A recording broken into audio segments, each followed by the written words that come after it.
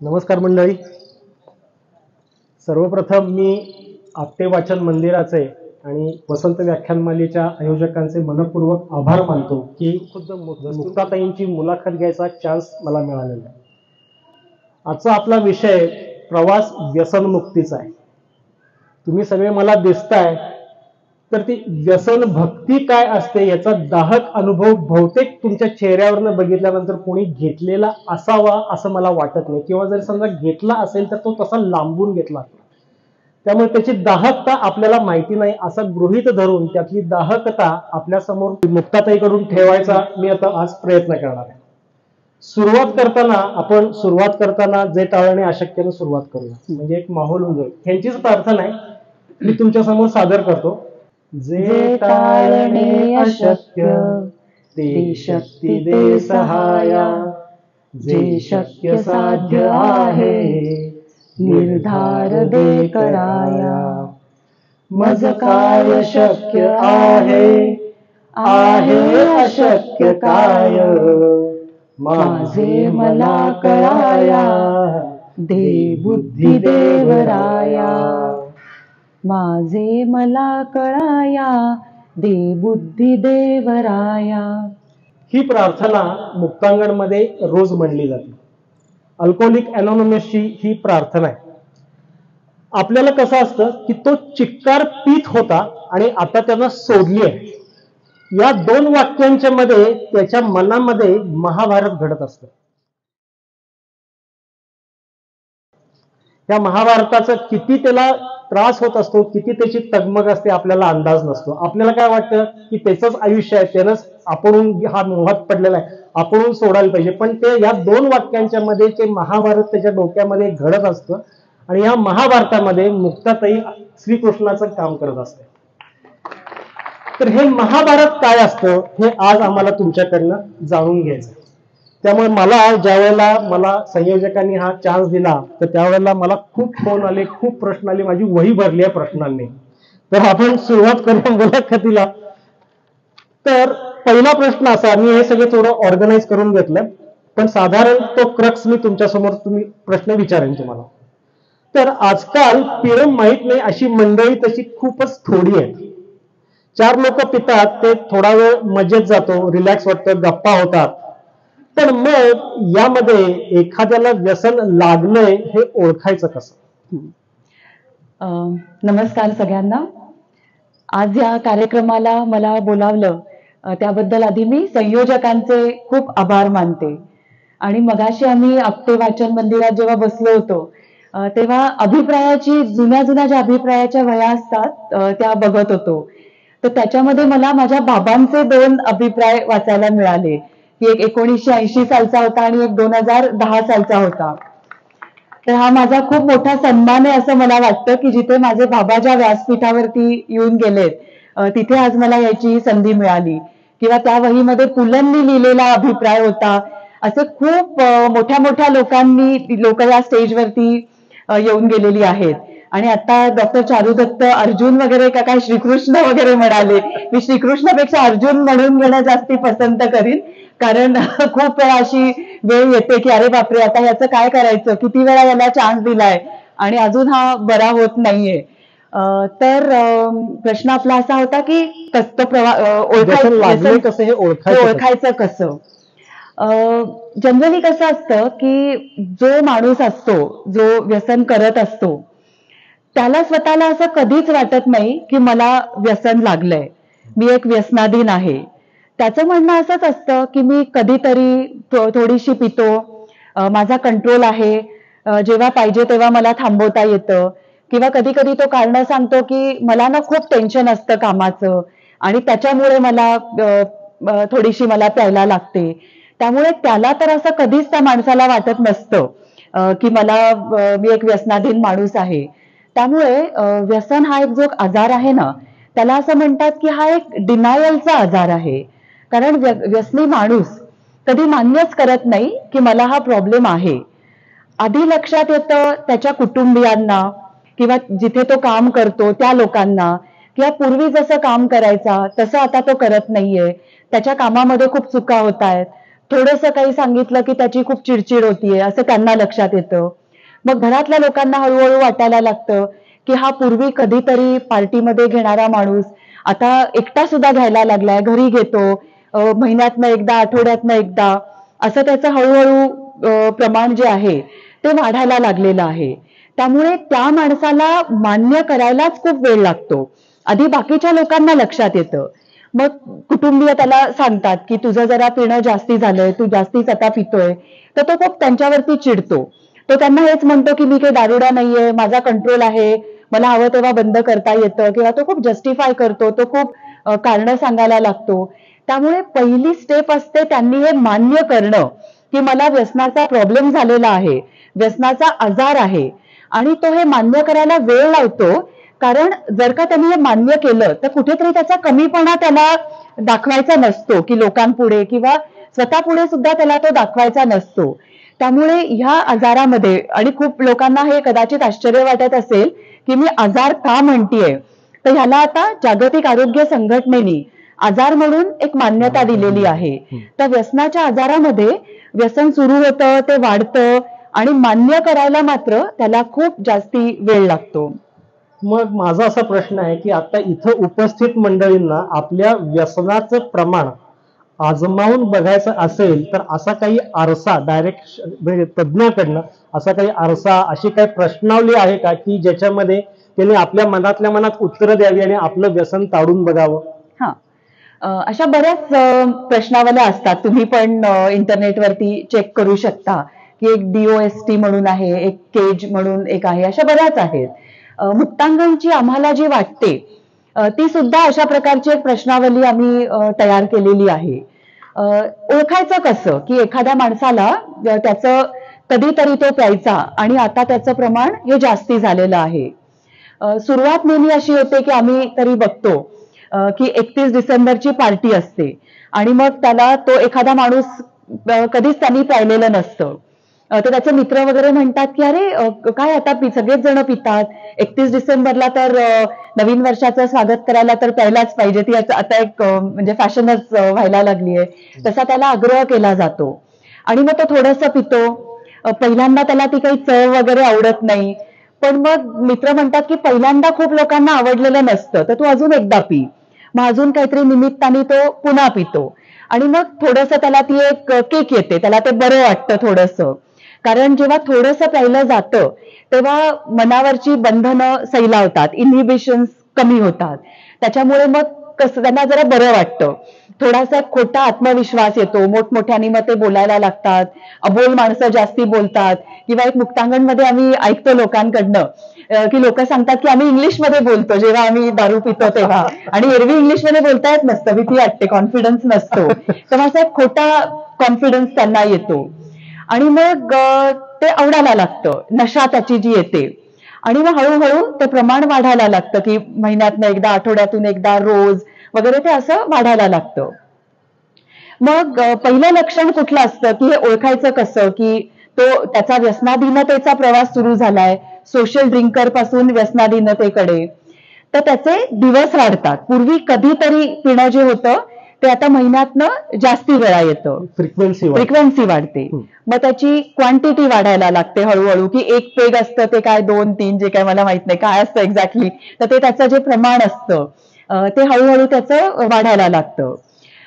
पूर्वी जो फक्त मित्रांबरोबर पार्टीमध्ये प्यायचा, आता तो एकटं पण प्यायला लागतो. आणि हे खूप महत्वाचं आहे की स्ट्रेस कमी करण्यासाठी तो प्यायला लागतो, की मला खूप टेन्शन आहे आणि ते दारू प्यायल्यावर कमी होईल असं त्याला वाटायला लागतं, आणि मग हे पण एक लक्षण असतं. अजून एक महत्वाचं लक्षण की कुटुंबीय त्यांना टोकतायत आणि तरी ते चिडतायत. कारण मी मगाशी म्हटलं तसं की लक्षात आधी कुटुंबियांच्या येतं, आणि मग कुटुंबीय जर का त्याला म्हणत असतील की अरे तुझं जरा प्रमाण जास्तीच झालंय, आणि मग तो जर का चिडत असेल तर हे खूप एक धोक्याचं लक्षण आहे. किंवा अल्कोहोलिक अनॉनिमसच्या बाबतीत ते नेहमी एक असं सांगतात की दारुड्या माणूस कोणाला म्हणायचं, की ज्याला बाटलीचं झाकण उघडता येतं पण बंद करता येत नाही, तो दारुड्या माणूस. आणि तो नेहमी ठरवतो की पार्टीत किंवा जेव्हा एकटा पित असतो की मी फक्त इतकंच पिन, 1 किंवा 2 पेग, पण जेव्हा त्याचं पिऊन होतं तेव्हा त्याची क्वांटिटी खूप जास्ती झालेली असते. अजून एक लक्षण आहे की नंतर पश्चाताप होतो का, सकाळी उठल्यावरती एकतर हँगओव्हर येतो का, डोकं जड होणं वगैरे, आणि पश्चाताप होतो का की मी जरा जास्तीच प्यायलोय. अशी आमची एक मुक्तांगणची पण एक प्रश्नावली आहे. त्याच्यामधल्या एका जरी प्रश्नाचं उत्तर हो असलं तरी धोका आहे, तुम्ही कुठेतरी धोक्याच्या मार्गावर चाललेला आहात. आणि 3 प्रश्नांचं उत्तर हो असेल तर तुम्हाला व्यसन लागलेलं आहे. आणि हो, पहिल्या प्रश्नाचं तर उत्तर हो येतच की तुमचे कुटुंबीय टोकतायत का तुम्हाला, त्याचं होच असतं, म्हणजे तुम्ही त्या मार्गाला चाललेले आहात. या प्रवासामध्ये ब्रँड सुद्धा स्वस्त स्वस्त होत जातात. हा पूर्वी जे महागडे असतात ते मग स्वस्त व्हायला लागतात, मग देशी हातभट्टी असा तो प्रवास सुरू होतो. बरोबर. मग आता तुमचा इतका वर्षांचा अनुभव, जवळपास 30 वर्षांचा, म्हणजे विनोदानं जर समजा बोलायचं झालं तर जब से होश संभाला है तब से अपने आप को मुक्तांगण में पाया है. तर मग इतका तुमचा अनुभव, तर या वर्षांच्या मध्ये तुम्ही कशाचं व्यसन लागलेलं बघितलं? लोकांना व्यसन म्हटलं ना की ते आधी दारू ड्रग्ज हेच लक्षात येतं, पण आता दोन्ही प्रकारची व्यसनं असतात, की अंमली पदार्थाचं व्यसन आणि वर्तनात्मक व्यसन ना, बिहेव्हिअरल ऍडिक्शन. तर मुक्तांगणमध्ये जे अंमली पदार्थांसाठी येतात ते 80% दारूचे व्यसनी असतात, अल्कोहोलिक्स असतात. पण ह्या सगळ्या दारूच्या व्यसनाधीन लोकांना तंबाखूचं सुद्धा व्यसन असतं. ज्याच्यामध्ये जी चावून खाल्ली जाते म्हणजे तंबाखू किंवा गुटखा, सिगरेट, बिडी, हुक्का किंवा आजकाल ते वेप वगैरे, त्याचं पण एक झालंय, म्हणजे ज्याच्यात निकोटीन युक्त किंवा तंबाखू युक्त हे जवळजवळ सगळ्यांना असतं आणि त्यांना ते एक छोटं व्यसन आहे असं वाटतच नसतं. मग त्याचबरोबर वेगवेगळ्या प्रकारची ड्रग्ज असतात. आजकाल गांजाचं खूप वाढायला लागलंय, मेथ वगैरे ऐकलं असेल ते आजकाल वाढायला लागलंय, आणि हे सगळे अंमली पदार्थ झाले. आणि त्याचबरोबर वर्तनात्मक व्यसन, की मगाशी त्यांनी बोलताना ओळख करून जे देत होते त्यांनी सांगितलं की फोनचं व्यसन, की आपण सगळे थोड्याफार प्रमाणात त्याचे व्यसनी आजकाल झालेलो असतो. किंवा मग त्याचबरोबर स्क्रीनचं ऍडिक्शन, की त्याच्यामध्ये मग व्हिडिओ गेम्स आहेत, आजकाल पॉर्नोग्राफीचं खूप वाढतंय, पॉर्न व्हिडिओ वगैरे बघायचे, युट्यूब बघण्याचं किंवा व्हिडिओ बघण्याचं व्यसन, सोशल मीडियाचं, ऑनलाईन शॉपिंग, जुगार, अशी वर्तनात्मक व्यसनं पण आम्ही खूप बघतोय सध्या. बरोबर. म्हणजे असं व्यसन कुठल्या गोष्टीचं नाही असं नाही, खूप साऱ्या गोष्टींचं व्यसन लागू शकतं. मला असं वाटतं की त्या इनहेलरचं सुद्धा व्यसन लागतं, म्हणजे पेट्रोल हुंगायचं सुद्धा व्यसन लागतं, किंवा जे व्हाईटनर्स असतात तर त्याचं सुद्धा व्यसन व्यसन लागलेलं बघताय आपण. आता यानंतर तुम्ही ज्या संस्थेचं काम करताय तर त्या संस्थेकडे मुक्तांगणकडे येतो. तर आम्हाला सगळ्यांना मुक्तांगणची स्थापना कशी झाली, पु ल देशपांडे, तुमचे बाबा, तुमच्या आई, आम्हाला मुक्तांगणची जन्मकथा ऐकायची तुमच्याकडून. येस. तर खूप लोकांनी ऐकली पण असेल किंवा बाबाचं पुस्तक पण वाचलं असेल, पण मला नेहमीच आवडतं सांगायला त्याबद्दल. माझी आई सायकॅट्रिस्ट होती आणि ती पुण्याचं जे मनोरुग्णालय आहे, मेंटल हॉस्पिटल, तिकडे ती काम करायची. आणि तेव्हा असं व्हायचं, म्हणजे 1980च्या आधी ज्यांना व्यसनाची समस्या आहे त्या रुग्णांना मेंटल हॉस्पिटलमध्ये आणलं जायचं. तेव्हा आईला नेहमी असं वाटायचं की ते नॉर्मल आहेत बाकी व्यसन सोडलं तर मनोरुग्णांबरोबर त्यांना उपचार देणं हे काही योग्य नाहीये. पण तेव्हा दुसरी कुठलीच सोय नव्हती आणि त्यामुळे तिथेच आणलं जायचं. साधारण 1984च्या आसपास, 83-84 जगभरामध्ये आता जसं एक पॅन्डेमिक आलं ना, तसं तेव्हा पण एक पॅन्डेमिक आलं होतं, आणि ते म्हणजे ड्रग ॲडिक्शनचं, ज्याला हेरोईन म्हणतात. आणि भारतामध्ये मात्र त्याला ब्राऊन शुगर म्हटलं जातं, कारण त्याच्यात खूप गोष्टी मिक्स केल्या जातात. तर असं हेरोईनचं व्यसनाची एक लाट पूर्ण जगभरामध्ये आली. आणि माझ्या आईबाबांनी पण त्याच्याबद्दल ऐकलं होतं, पण त्यांना असं वाटायचं की हा काही कॉमन नाहीये प्रॉब्लेम, श्रीमंतांच्या लाडावलेल्या मुलांमध्ये असेल. आणि तेव्हाच असं झालं की माझ्या आईबाबांचे एक जवळचे फॅमिली फ्रेंड्स आमचे होते, त्यांच्या मुलाला, तो इंजिनिअरिंग कॉलेजमध्ये कुठेतरी हॉस्टेलला शिकत होता, त्याला हे ब्राऊन शुगरचं व्यसन लागलं. आणि त्याच्या आईबाबा त्याला आमच्याच घरी घेऊन आले. आणि मग तेव्हा माझ्या आईबाबांना हे लक्षात आलं की हे आपल्या घरापर्यंत हे व्यसन येऊन ठेपलेलं आहे. त्याला तेव्हा आमच्या घरीच आईबाबांनी उपचार दिले. आणि या मुलाशी बोलताना त्यांच्या लक्षात असं आलं की हा एक खूप मोठा प्रॉब्लेम व्हायला लागलेला आहे. आणि माझ्या बाबांविषयी तुम्हाला माहितीच असेल की बाबा डॉक्टर होते, पण जास्ती ते सामाजिक कार्यकर्ते किंवा पत्रकार, लेखक म्हणून जास्ती लोकांना ते माहिती आहेत. तर मग बाबा तेव्हा मुंबईला गेले आणि डॉक्टर आनंद आडकर्णी या विषयावरती काम करत होते. मग त्यांना भेटले. 1 महिना तिथेच राहून अनेक व्यसनाधीन रुग्ण, त्यांचे कुटुंबीय या सगळ्यांची बाबा बोलले. त्याच्यावरती एक वर्तमानपत्रामध्ये त्यांनी लेखमाला लिहिली, गर्दच्या विळख्यात नावाची. आणि मग हे वाचल्यानंतर लोक खूप असे हादरले की केवढा मोठा हा प्रॉब्लेम झालेला आहे. आणि पु ल देशपांडे आणि सुनीताबाई देशपांडे यांनी जेव्हा हे वाचलं, नंतर त्याचं गर्द म्हणून पुस्तक पण आलं, ही लेखमाला पुस्तक हे जेव्हा त्यांनी वाचलं, तेव्हा त्यांनी आईबाबांना बोलवून घेतलं आणि ते असं म्हणाले की आम्ही जर का काही आर्थिक मदत तुम्हाला देऊ केली तर तुम्ही ह्या विषयावरती काही काम कराल का? तर आई माझी तेव्हा लगेच म्हणाली की हो, आम्ही हे नक्कीच याच्यासाठी काही व्यसनमुक्तीचं काम सुरू करू शकतो. कारण ती लेखमाला ते फुलांचं हे सगळं तोपर्यंत खूप लोक आमच्याकडे यायला लागलेले होते, घरी यायला लागले होते, आईला भेटायला लागलेले होते की आम्हाला याच्यावरती काहीतरी करायचंय, म्हणजे आमच्या मुलाला व्यसन आहे तर तुम्ही याच्यासाठी काहीतरी करा.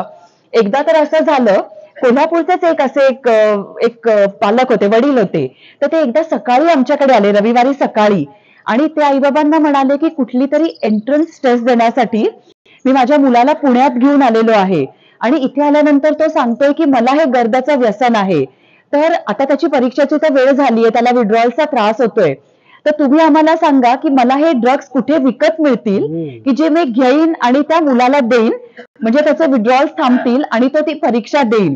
तर असे काही गोष्टी आमच्या घरात घडायला लागलेल्या होत्या.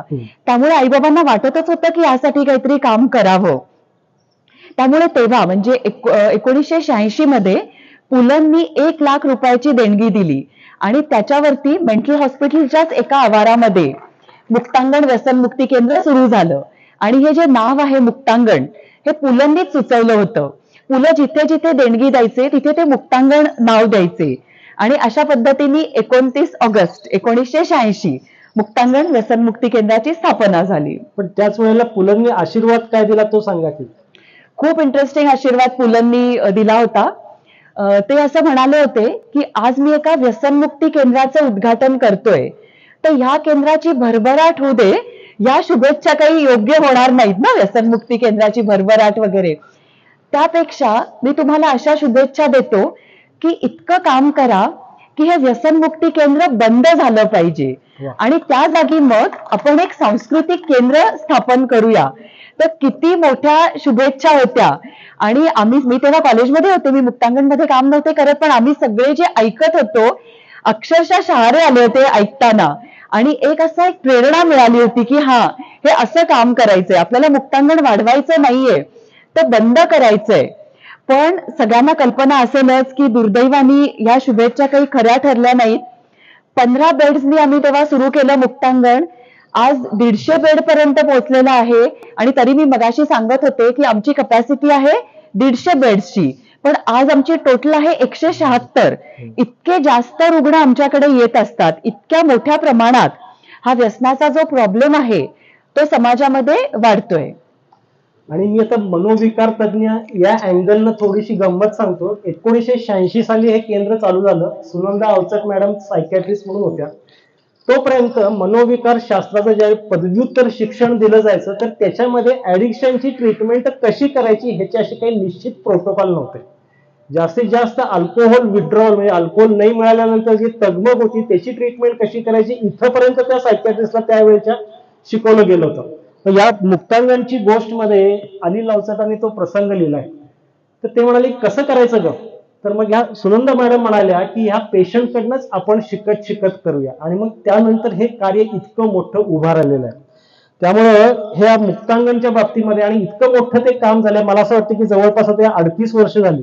38 वर्षांमध्ये जवळपास 25 ते 30 हजार पेशंट 30 हजार पेशंट जवळपास पूर्णपणे व्यसनमुक्त झालेले आहेत. आणि त्याचबरोबरीनं ह्यांची अजून एक खासियत अशी की ह्यांच्या गावोगावी पाठपुरावा सभा चालू झालेल्या आहेत. त्यामुळे नाडकर्णी सरांनी एक फार छान वाक्य वापरलं तर त्यांनी लिहून आणलंय श्रोत्यांच्या करता. आजचा पेशंट त्यांचा उद्याचा कार्यकर्ता होतो, उद्याचा कार्यकर्ता परवाचा समुपदेशक होतो, म्हणजे तो अल्कोहोलच्या पेशंटला समजावून सांगायला लागतो आणि तो समुपदेशक हळूहळू कम्युनिटी लीडर बनतो. हे नेमकं काय मॉडेल आहे, हाऊ इट वर्क्स? तर या प्रश्नाचं उत्तर द्यायच्या आधी आज इचलकरंजीतले आमचे जे कार्यकर्ते आहेत त्यांनी फक्त 1 मिनिट उभं राहायचंय, म्हणजे यांना कळू दे की असे सगळीकडे गावोगावी कार्यकर्ते आपले आहेत. महिला सुद्धा, सहचरी सुद्धा उभ्या राहा. बसा, धन्यवाद. तर असं हे प्रत्येक गावामध्ये आहे. आता ह्या कार्यक्रमाला येण्याच्या आधी आमचे ह्या भागातले सगळे जे रुग्ण मित्र आम्ही म्हणतो, आम्ही रुग्ण नाही म्हणत त्यांना, तर ते सगळेजण आणि सहचरी, त्यांच्या पत्नी, कुटुंबीय हे सगळे एकत्र जमलेले होते आणि हे प्रत्येक गावामध्ये होतं. महाराष्ट्रात 24 ठिकाणी आमची ऑफिशियल अशी जी फॉलोअप सेंटर्स आहेत, पण अशी छोट्या प्रमाणात तर जवळजवळ प्रत्येक गावामध्ये आहेत, छोट्या गावांमध्ये सुद्धा आहेत. तर हे मला वाटतं की मुक्तांगणचे खूप यश आहे. ते जेव्हा ऍडमिट होतात तेव्हा आम्ही त्यांना हेच सांगतो की तुम्ही आलात आता रुग्ण म्हणून, पण तुम्ही आता मुक्तांगणचे विद्यार्थी आहात. आणि बाबा नेहमी सगळ्यांना, म्हणजे आम्हाला सुद्धा ते ऍप्लिकेबल होतं, बाबा नेहमी सांगायचे की आपण आयुष्यभर नेहमी विद्यार्थी बनून राहायचं. जेव्हा आपल्याला वाटतं की मला सगळं कळतं, ती आपल्या अधोगतीची सुरुवात असते. त्यामुळे नेहमी शिकत राहा, विद्यार्थी बनून राहा, हे सतत बाबाकडनं आम्ही ऐकलेलं आहे.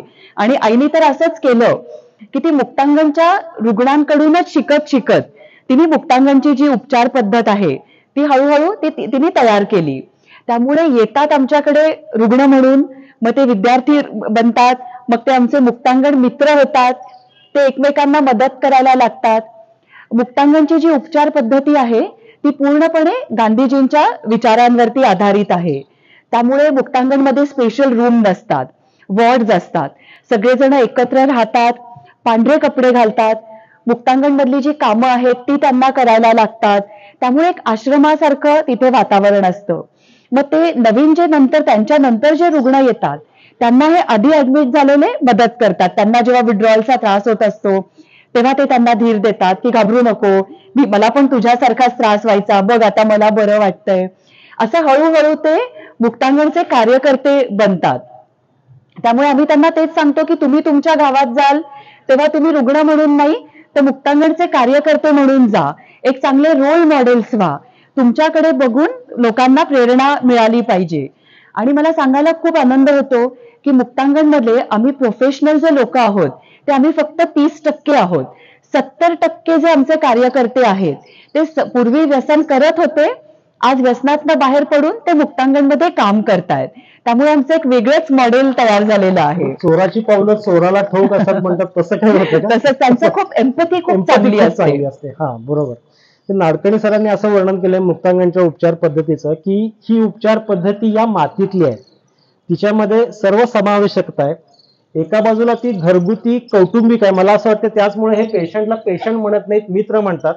त्यामुळं अनिल अवचटांना बाबा म्हणतात, मुक्तात मॅडमना मुक्तात ताई म्हणतात, आनंद नाडकर्णी सर तिथं महिन्यातनं एकदा तिथं व्हिजिटला जातात, त्यांना आनंद काका असं म्हणतात. तर असं ती कौटुंबिक पण आहे, घरगुती पण आहे आणि त्याच वेळेला ती हायली प्रोफेशनल सुद्धा आहे. तर असे सर्वसमावेशक ही मुक्तांगणची उपचार पद्धती असल्यामुळं यांचा सक्सेस रेट प्रचंड आहे. तुमचा सक्सेस रेट किती आहे मुक्तांगणचा? मुक्तांगणचा सक्सेस रेट सांगायच्या आधी मी एक दुसरं अजून एक टोकाचं उदाहरण सांगते. मगाशी माझी ओळख करून देताना सांगितलं की मी फ्रान्समध्ये काही थोडं शिक्षण घेतलं. तर तिथे मी एका हॉस्पिटलमध्ये इंटर्नशिप करत होते आणि व्यसनमुक्तीचं म्हणजे हॉस्पिटल होतं ते. आणि तिथे जे इन्फ्रास्ट्रक्चर असतं, ज्या सोयी सुविधा असतात त्या मुक्तांगणपेक्षा खूप उच्च प्रकारच्या होत्या. की तिथे प्रत्येक रुग्णाला special room, air condition room, attach toilet, TV वगैरे हे सगळं होतं. आणि आमच्याकडे तर डॉर्मिटरी असतात, वॉर्ड असतात, सगळ्यांना एकत्र राहायला लागतं. एसीबीसी तर नाहीच आहे आमच्याकडे. परत मुक्तांगणचं जे जेवण आहे ते अतिशय साधं असतं, शाकाहारी असतं, सगळ्या भाज्या त्यांना खायला लागतात. म्हणजे ते म्हणतात ना की सुरण, कारलं वगैरे पहिल्यांदाच खाल्लं आणि आवडायला पण लागतं, आधी जे कटकट करणारे असतात ते. त्या मुक्तांगणमधली कामं, स्वतःची कामं तर स्वतः करायला लागतात, पण बाकी पण की किचनमध्ये भाजी चिरायची, वॉर्ड साफ करायचा, ही पण कामं त्यांना आलटून पालटून करायला लागतात. आणि फ्रान्समधल्या सेंटरमध्ये मी बघायचे की असं काही त्यांना काम वगैरे करायला लागायचं नाही. जेवण पण नॉनव्हेज, रोज स्वीट वगैरे त्यांना असायचं, सगळं आरामात जागेवर मिळायचं. आमच्याकडे सगळ्यासाठी लाईन लावायला लागते, औषधं घ्यायला, जेवण वाढून घ्यायला. तर सोयी सुविधा ज्या असतात त्या तिथे खूप दिल्या जायच्या की ज्या आपण मुक्तांगणमध्ये अजिबातच देत नाही. आणि मग हे सगळं बघताना मला खूप प्रश्न पडायचा की व्यसन सोडण्यासाठी इतक्या सुविधा द्यायलाच पाहिजेत का? तर एकदा मी तिथल्या एक्सपर्ट्स बरोबर चर्चा करत होते, तेव्हा मी त्यांना असं विचारलं, की तुमचा रिकव्हरी रेट किती आहे? किती लोक हे व्यसनमुक्त राहतात? व्यसनमुक्त राहण्याचं प्रमाण काय आहे? आणि ते जनरली ह्याच्यात खूप अवघड आहे ते बघणं, पण जनरली कसं बघतात, की उपचार घेऊन घरी गेले, 1 वर्षांनी बघतात, की किती लोक व्यसनमुक्त आहेत. त्यांनी जे उत्तर दिलं तुम्हाला खूप आश्चर्य वाटेल. त्यांनी सांगितलं आमचं व्यसन सोडण्याचं प्रमाण आहे 3%. 100रातले फक्त 3 रुग्ण हे 1 वर्ष पूर्ण करत होते. मुक्तांगणमध्ये काही सोयी सुविधा नाहीयेत, पण आपण बघतो पहिल्या ऍडमिशन नंतर 70% रुग्ण हे व्यसनमुक्त राहतात. आणि जे 30% रुग्ण परत व्यसनाकडे वळतात त्याची काही कारणं आहेत की जी ते टाळू शकतात. ते त्याच्याबद्दल पण आम्ही त्यांच्याशी बोलत असतो की हे कसं टाळायचं. आणि ते परत जेव्हा व्यसन करतात तेव्हा ते पूर्वीसारखं एन्जॉय करू शकत नाहीत. इथे एवढं बोलणं झालेलं असतं, चर्चा झालेली असते की त्यांना खूप पश्चाताप होतो. आणि मग तेच घरच्या लोकांच्या मागे लागतात की नाही मला परत मुक्तांगणला घेऊन चला, आणि मग ते व्यसनमुक्त राहू शकतात. माझी आई नेहमी म्हणायची की मुक्तांगणमध्ये एक पण केस गॉन केस नसते. काही लोकांना व्यसन सोडायला वेळ लागू शकतो, मल्टिपल खूप जास्ती वेळा पण ऍडमिट झालेली उदाहरणं आहेत, कमी असतात पण अशी पण एक 4दा 5दा झाली. पण प्रत्येक माणूस व्यसन सोडू शकतो याच्यावरती आमचा विश्वास आहे. त्यामुळे तसं म्हणायचं तर आमचा रिकव्हरी रेट 100% असंच मी म्हणेन. फार छान, फार छान. आता आता अजून एका थोड्याशा वेगळ्या अँगलकडे मी येतो, की एकंदरीत आता या चंगळवादाच्या आक्रमणामध्ये हळूहळू स्त्रियांच्या मध्ये सुद्धा व्यसनाधीनता वाढायला लागलेली आहे. तर त्यांच्याकरता मुक्तांगण काय काय करतं, ओके. किंवा त्यांच्यातलं व्यसन वेगळं काही असतं का? हा, आधी माझा एक अनुभव सांगते याबद्दलचा. मी बरोबर 30 वर्षापूर्वी मुक्तांगणमध्ये काम करायला सुरुवात केली. आणि सुरुवातीला मग आईने मला काय काम दिलं होतं की आपल्याकडे जे विद्यार्थी येतात इंटर्नशिपसाठी तर त्यांना जरा दाखवायचं, त्यांच्याशी बोलायचं वगैरे. तर आमच्याकडे परदेशातनं पण खूप विद्यार्थी येतात. तर तेव्हा स्वीडनचे काही लोक आलेले होते, मुलं मुली आले होते. मग मी त्यांना सगळं दाखवत होते. तर ते म्हणाले की आम्हाला तर पुरुषच रुग्ण दिसतायत, महिलांना तुम्ही कुठे ठेवता? तर हे 1994ची ही गोष्ट आहे. तर मी त्यांना म्हटलं की मला आश्चर्य वाटलं. मी म्हटलं नाही आमच्याकडे नाही बायका वगैरे येत, आमच्याकडे सगळे पुरुषच रुग्ण असतात, आमच्या देशात बायका व्यसनाधीन नसतात, असं तेव्हा मला वाटलं होतं. पण हळूहळू परिस्थिती बदलायला लागली. आमच्याकडे महिला पण यायला लागल्या अल्कोहोलसाठी, झोपेच्या औषधांसाठी, तंबाखू मिश्री हे तर खूप कॉमनच असतात, ड्रग्ससाठी यायला लागल्या. मग त्या आम्हाला विनंती करायला लागल्या की आम्हाला पण इथे ऍडमिशनची सोय पाहिजे. तोपर्यंत आम्ही ओपीडी वरती करायचो. मग जानेवारी 2009 मध्ये आम्ही निशिगंध नावाचा वेगळा महिलांसाठी विभाग सुरू केला. आणि तेव्हा कसं झालं की जेव्हा ह्याचं उद्घाटन झालं आणि सगळ्या पेपर्समध्ये वगैरे आलं की भारतातलं पहिलं महिलांसाठीचं व्यसनमुक्ती केंद्र मुक्तांगणमध्ये सुरू झालंय, तर आम्हाला खूप अभिनंदनाचे तेव्हा फोन आले. पण आम्ही त्यांना सांगितलं की आमचं अजिबात अभिनंदन करू नका, आम्हाला वाईट वाटतंय की आमच्यावरती ही वेळ आली की महिलांसाठी व्यसनमुक्ती केंद्र सुरू करावं लागतंय आम्हाला. पण म्हणजे प्रॉब्लेम तर वाढतोच आहे महिलांमध्ये सुद्धा, सगळ्याच प्रकारचा आहे. जसं पुरुषांमध्ये आहे तसं महिलांमध्ये सुद्धा वेगवेगळ्या प्रकारची व्यसनाधीनता दिसून येते. पुरुष पेशंट आणि स्त्री पेशंट हे या उपचाराच्या प्रतिसादामध्ये त्यांच्यात काही फरक असतो, सक्सेस रेट कमी जास्त असतो? हो, खूपच फरक असतो. तुम्ही जेव्हा मुक्तांगणला आला होता तेव्हा मी माझ्या आत्याची ओळख करून दिली. हो. माझी आत्या म्हणजे प्रफुल्ला मोहिते. ती आमचं सगळं महिलांचं जे काम आहे, विभाग आहे, तो ती बघते. तर ती नेहमी असं म्हणते, कधी कधी त्रासते खूप की तिथे जो त्रास सगळा चाललेला असतो आणि इकडे आमच्याकडे येते पुरुषांच्या विभागात आणि आम्हाला म्हणते की इथे तुम्ही 150 पुरुष रुग्ण सांभाळता, ते सोपं आहे, तिकडे 15 आमचे आहेत ते सांभाळून दाखवा आम्हाला. कारण सुरुवातीला ना खूप त्रास देतात, रडारड, राहायचंच नाहीये, विड्रॉल सिम्पटमचा त्रास. पण मग एक 5-6 दिवस गेले ना की मग उपचारांना खूप छान प्रतिसाद देतात. पुरुष रुग्णांमध्ये आम्ही रिकव्हरी रेट जो 70% बघतो तो महिलांमध्ये 85% दिसतो आम्हाला पहिल्या ऍडमिशन मध्ये. म्हणजे रिकव्हरी रेट जास्ती चांगला आहे. पण एकंदरीत असं होतंय की या आजारामध्ये आपल्या वागण्यामुळं व्यक्ती तिच्याबद्दलची सहानुभूतीच हरवून बसते. आणि मला असं वाटतं की जगामध्ये हा एकच आजार असा आहे की त्या व्यक्तीला आजाराच्या नावानं हाक मारतात. म्हणजे फॉर एक्झाम्पल मला जर समजा ब्लड प्रेशर झालं तर मला कोणी ब्लड प्रेशर आहे असं नाही म्हणत, पण ते जर समजा दारूचं व्यसन लागलं तर त्याला दारुडे असं म्हणतात. आणि एकंदरीतच ह्या दारू मिळवण्याकरता तो इतक्या लांडलबाड्या करतो, इतक्या तो चोरामाऱ्या करतो की घरचे सगळे ते वैतागून जातात. मग ते शब्दप्रयोग सुद्धा असं करतात की महिनाभर मुक्तांगणला नेऊन टाकतो. मग आता त्याच्या सुद्धा मनामध्ये ही मला शिक्षा आहे असं असणार आहे. मग हे तुम्ही कसं करता की राजा तुला ही शिक्षा नसून सुधारायची संधी मिळाली आहे, हा स्विच तुम्ही कसा घडवून आणता? असतं, हे अगदी असतं की घरचे लोक घरी महिनाभर कटकट नको म्हणून त्याला इथे टाकतात, किंवा त्यालाही असं वाटत असतं की मला असं आवडत नाही बंधनात राहणं, जेलमध्ये मला कुठे आणून टाकलंय. पहिलं काय होतं, ते जेव्हा आत प्रवेश करतात, बाहेर तर आमची एक मोठी इमारत आहे आणि असं दगडी स्ट्रक्चर आहे सगळं, तर पण आत जेव्हा जातात तेव्हा त्यांना असं एक मोकळं वातावरण दिसतं. आणि कोल्हापूरचे शिरीष बेरी म्हणून आर्किटेक्ट आहेत, त्यांनी आमच्या सगळ्या बिल्डिंगचं डिझाईन केलेलं आहे. तर त्यांच्या सूचनेवरून आम्ही एक आत असं ओपन एअर अॅम्फी थिएटर केलंय.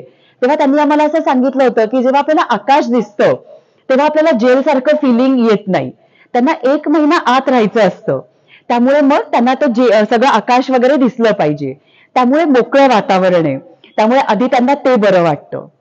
अजून एक महत्वाची गोष्ट काय आहे की मुक्तांगणमध्ये त्यांना त्यांचा आहे तसा स्वीकार केला जातो. त्यांना हे सांगितलं जातं की तू वाईट माणूस नाहीयेस, फक्त तुझं व्यसन वाईट आहे, तू एक चांगलाच माणूस आहेस आणि तुझ्यातला आता चांगुलपणा आपल्याला बाहेर काढायचा आहे. मी अशी छोटी 1-2 उदाहरणं सांगते की जी तुम्हाला मी ओळख करून दिली ती दत्ता श्रीखंडे.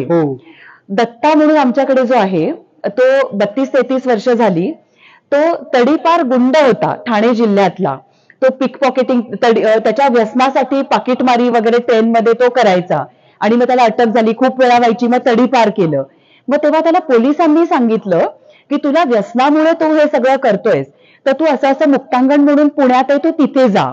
आणि मग तो मुक्तांगणमध्ये आला. मग त्याला माझ्या आईने लॉंग टर्म ठेवून घेतलं आणि एकेकाळचा जो तडीपार गुंड होता तो आता मुक्तांगणचा कोऑर्डिनेटर म्हणून काम करतो गेली अनेक वर्ष.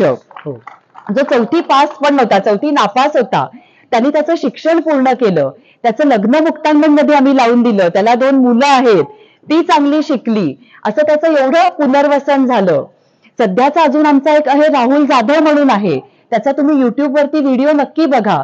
तर तो पण असा मुंबईमधला गँग वॉर मधला वगैरे तो असा होता आणि तो पण मग असा जेलमध्ये राहून आलेला, मग तो मुक्तांगणमध्ये आला आणि एकेकाळचा जो गँगस्टर आहे तो आता मॅरेथॉनर आहे, तो आता मॅरेथॉन्स पळतो, ऍथलीट आहे, तो त्याची आता ओळख बदललेली आहे. तर असं प्रत्येकाला मुक्तांगणमध्ये शोधून काढायला एक मदत केली जाते की तुझ्यामध्ये काय चांगले गुण आहेत, तुला कशामुळे चांगला आनंद मिळेल. तर अशा अनेक सक्सेस स्टोरीज मुक्तांगणमध्ये आहेत. वा, मला असं वाटतं की तुम्ही आलाय पेशंट आणि ऍडमिट करून घेतलाय असं नाही करत, तुमच्याकडे वेटिंग लिस्ट असे, हा तुमच्यावरती भयंकर मोठा आक्षेप आहे. आणि मग आम्हाला फोन होतो की तुमचा जरा वशील असेल तर बघा म्हणून. आता आपली ओळख झाली, आता इथं पुढे मी वशिला लावायला फोन करेन.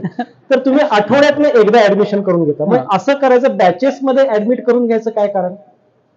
मुक्तांगणचा जो प्रोग्राम आहे ना तो एकदम असा एक पद्धतशीर स्ट्रक्चर्ड प्रोग्राम आहे. ह्याचं कारण असं की त्यांच्या आयुष्याचं स्ट्रक्चरच गेलेलं असतं, कुठलंच काही वेळापत्रक राहिलेलं नसतं. त्यामुळे बुधवार हा मुक्तांगणचा ऍडमिशनचा दिवस आहे. आता वेटिंग लिस्ट आम्ही कमी केली आहे बरं का, आता आम्ही 30 वगैरे करतो प्रत्येक बुधवारी ऍडमिट, कपॅसिटी वाढवली आता आम्ही. तर 30 लोक साधारण प्रत्येक बुधवारी ऍडमिट होतात. मग ती त्यांची एक बॅच असते, ते त्या बॅचला नाव देतात. मग त्यांच्यावर असतं की तुम्ही काय नाव द्या, मग काहीतरी फुलाचं देतात किंवा काय परिवर्तन, निश्चय वगैरे असं त्यांना जे वाटतं तशी ती नावं देतात. आणि मग तो त्यांचा असा एक एकत्रित कार्यक्रम असतो. या लोकांचा एक वॉर्ड असतो, तिथे ते एकत्र राहतात, एकमेकांना मदत करतात, त्यांचं एक ठराविक टाइम टेबल असतं, ते फॉलो करतात. तर असं प्रत्येक बुधवारी ऍडमिशन होते. आणि मग जसं आपण शाळेत पहिलीतनं दुसरीतनं तिसरीत जातो तसं पहिल्या आठवड्यातून दुसऱ्यातनं तिसऱ्यात, आणि असं जेव्हा 4 आठवडे पूर्ण होतात तेव्हा जो शुक्रवार येतो तो त्यांचा डिस्चार्जचा दिवस असतो. आणि त्या दिवशी पण आम्ही त्यांना एक छान निरोप समारंभ देतो त्या बॅचला. त्या कार्यक्रमाचं नाव असतं अंतर्दीप प्रज्वलन कार्यक्रम. मुक्तांगणची एक समयी असते, ते सगळे मिळून हाताला हात लावून तो दीप प्रज्वलित करतात आणि आम्ही त्यांना सांगतो की तुम्ही तुमच्या अंतर्मनातला व्यसनमुक्तीचा दीप प्रज्वलित करा. आणि जसं आपण प्रवासाला जाताना हातावर दही देतो, तसं आम्ही त्यांना हातावर दही देतो. आणि आम्ही त्यांना सांगतो की दही जेव्हा देतो तेव्हा त्याचा अर्थ असा असतो की सुरक्षितपणे परत या काम पूर्ण करून. तर आज आम्ही तुम्हाला दही देऊन ह्या शुभेच्छा देतोय की परत या, पण पेशंट म्हणून नाही, भेटायला या, फॉलोअपला या. तर असा हा स्ट्रक्चर्ड कार्यक्रम असतो आणि म्हणून त्याच्यासाठी आम्ही ऍडमिशन आणि डिस्चार्जचे एक ठराविक दिवस ठेवले. जर तुम्ही सारखं म्हणालात की दही देतो आणि परत या असं म्हणता तुम्ही, तर मग दर महिन्याच्या शेवटच्या शनिवारी सकाळी जो काय वाढदिवसांचा कार्यक्रम असतो त्याच्याबद्दल आपल्या श्रोत्यांना सांगायला. येस, तर मगाशी मी म्हटलं 29 ऑगस्ट 86 ला मुक्तांगणची स्थापना झाली. उद्घाटनाच्या दिवशी महादेव घारे नावाचे एक रुग्ण ऍडमिट झाले, कारण पेपरमध्ये वगैरे आलं होतं. ते एका शाळेमध्ये शिपाई काका होते आणि त्यांच्या शाळेतल्या बाई त्यांना घेऊन आल्या होत्या. तर माझी आई त्यांना म्हणाली की आज तर आम्ही तयारी एवढी नाहीये, फक्त उद्घाटन करतोय. तर त्या बाई म्हणाल्या की आज मी जर का याला घेऊन गेले तर तो काही परत यायचा नाही. मग ते आईला पटलं आणि आईने त्यांना ऍडमिट करून घेतलं. तर महादेव घारे हे मुक्तांगणचे पहिले रुग्णमित्र, की ते सुद्धा गेले 37 वर्ष व्यसनमुक्त आहेत. त्यामुळे मुक्तांगणचा जो वर्धापन दिनाचा कार्यक्रम असतो त्याला आमचे सेलिब्रिटी महादेव घारे असतात. आम्ही बाकी कोणी सेलिब्रिटी वगैरे बोलवत नाही. त्यांनी एक खूप छान आदर्श ठेवलाय. तर माझी आई त्यांना गमतीने म्हणायची की ते आमचा शकुनाचा पेशंट आहेत. त्यांनी सुरुवात चांगली करून दिली. तर 29 ऑगस्ट हा महादेव घाऱ्यांच्या व्यसनमुक्तीचा वाढदिवस असतो, पुनर्जन्माचा त्यांचा वाढदिवस. तर ही पद्धत मग नंतर व्हायला लागली की नंतर जे ऍडमिट व्हायचे त्यांना 1 वर्ष पूर्ण केलं की व्यसनमुक्तीचा वाढदिवस. मग संख्या वाढायला लागली, त्या दिवशी वाढदिवस करणं शक्य नव्हतं. मग तेव्हा आईने ठरवलं त्या महिन्यात जे रुग्ण ऍडमिट होते आणि ते जेव्हा व्यसनमुक्तीचं वर्ष पूर्ण करतील तर पुढच्या वर्षी त्याच महिन्याच्या शेवटच्या शनिवारी त्यांचा व्यसनमुक्तीचा वाढदिवस आपण साजरा करायचा. आणि गेली इतकी वर्ष दर महिन्याचा शेवटचा शनिवार हा मुक्तांगणमध्ये व्यसनमुक्तीच्या वाढदिवसांचा कार्यक्रम असतो. तर मी तुम्हाला सगळ्यांना निमंत्रण देते की कुठल्याही महिन्याच्या शेवटच्या शनिवारी सकाळी 11 ते 1 पुण्याला नक्की या, मुक्तांगणला या कार्यक्रमाला या आणि नंतर छान जेवण वगैरे असतं, त्याचा पण आस्वाद घ्या. तर हा एक खूप छान आमचा कार्यक्रम असतो. या कार्यक्रमाचं वर्णन डॉक्टर अवचटांनी फार एकदम भाऊक करणारं वर्णन दिलेलं आहे. मी तुम्हाला आवाहन करतो, हे पुस्तक आहे ना मुक्तांगणची गोष्ट, अमेझॉनला अवेलेबल आहे. हे पुस्तक आणि नाडकर्णी सरांनी लिहिलेलं हे मुक्तीपत्रे नावाचं पुस्तक. तर ही दोन्ही पुस्तकं अवश्य तुम्ही आपल्या संग्रही ठेवा, अवश्य ही पुस्तकं अगदी बारकाईनं वाचा. तर त्याच्यामध्ये हा त्यांना बाबांनी वाढदिवस असा त्याला शब्द वापरला की ते कसे नटून थटून आलेले असतात. पण मला याच्यामध्ये अजून एक प्रश्न असा पडतोय की आपल्याकडं पेशंट बरा झाला, म्हणजे आता माझं फ्रॅक्चर जुळलं आणि माझी सळी काढली तर परत हॉस्पिटलकडे जायचा माझा काही संबंध नाही. पण इथं तुम्ही जे आनंद यात्री नावाचं पुस्तक द्वैमासिक काढता तर त्याच्यामध्ये मला असं दिसलं की लोकांचे 25-25 वर्षांची सोब्राईटी आहे, पण तरी सुद्धा ते ह्या पाठपुरावा सभांना हजर राहतात. हे का करतात? असं म्हटलं जातं वन्स अन ऍडिक्ट ऑलवेज ऍडिक्ट. जेव्हा एकदा माणूस व्यसनी असतो तेव्हा तो कायमचा व्यसनाधीन असतो. आता आमचे जे सगळे रुग्ण मित्र इथे उपस्थित आहेत ते नेहमी स्वतःची ओळख करून देताना असंच सांगतात की माझं नाव अमुक अमुक आणि मी एक दारुड्या आहे. त्यांनी कधी ते विसरायचं नसतं की मी व्यसनाधीन आहे. कारण जेव्हा ते व्यसन करत असतात तेव्हा त्यांच्या मेंदूमध्ये अनेक प्रकारचे बदल झालेले असतात, काही रिसेप्टर्स तयार झालेले असतात. आणि मग जरी ते काही वर्ष त्यांनी व्यसन बंद केलंय आणि थोडं जरी एक घोट जरी ते दारू पितात तेव्हा त्यांना त्यांचा मेंदू, त्यांचे रिसेप्टर्स अजून दारू प्यायला भाग पाडतात आणि त्यामुळे त्यांना थांबता येत नाही. याचं एक उदाहरण द्यायचं झालं तर जसं आपले मोटर स्किल्स आपण विसरत नाही. समजा आपण लहान असताना पोहायला शिकतो किंवा सायकल चालवायला शिकतो, खूप वर्ष आपण पोहत वगैरे नाही, काही करत नाही. पण समजा आता आपण गावाला गेलोय कुठेतरी ट्रिपला आणि मग सायकल दिसली, आपण चालवतो, सुरुवातीला डुकडुकतो, पण आपण काही सायकल विसरलेलो नसतो ना, आपण सायकल चालवू शकतो. ते कसं विसरत नाही ना आपला मेंदू. तसं ह्या लोकांचं व्यसनाचं जे शेवटचं प्रमाण असतं ते मेंदू विसरलेला नसतो आणि त्यामुळे त्यांनी पण हे विसरायचं नसतं की मी एक व्यसनी आहे आणि आता मला काय करायचंय की पहिल्या गोटापासून दूर राहायचंय. आणि हे त्यांना सतत ते रिमाइंड करून देण्यासाठी त्यांनी फॉलोअप ठेवणं हे खूप आवश्यक आहे. आम्ही त्यांना म्हणतो की फॉलोअपला काय यायचंय, एकदा आपण फॉलोअपला आलो की आपली बॅटरी चार्ज होते आणि मग आपला 1 महिना चांगला जातो. अर्थातच सुरुवातीला जास्ती फॉलोअप ठेवायचा असतो. जेव्हा खूप वर्ष होतात तेव्हा काही इतका दर महिन्याला यायला लागतो असं नाही. मग ते फोनवर करू शकतात. कोविडमध्ये आम्हाला कळेना की फॉलोअप कसा करायचा, तर आज माझा सहकारी पण माझ्या बरोबर आलाय मानव, तर त्यांनी असं ठरवलं की आपण ऑनलाईन फॉलोअप करू. मग आम्ही ऑनलाईन फॉलोअप सुरू केले. आता आमचे दोन्ही प्रकारचे फॉलोअप आहेत की आमचं ऑनलाईन पण आहे आणि प्रत्यक्ष फॉलोअप पण आहे. आमचं आनंद यात्री नावाचं द्वैमासिक आहे. सोशल मीडियाच्या माध्यमातून आम्ही खूप फॉलोअप करतो.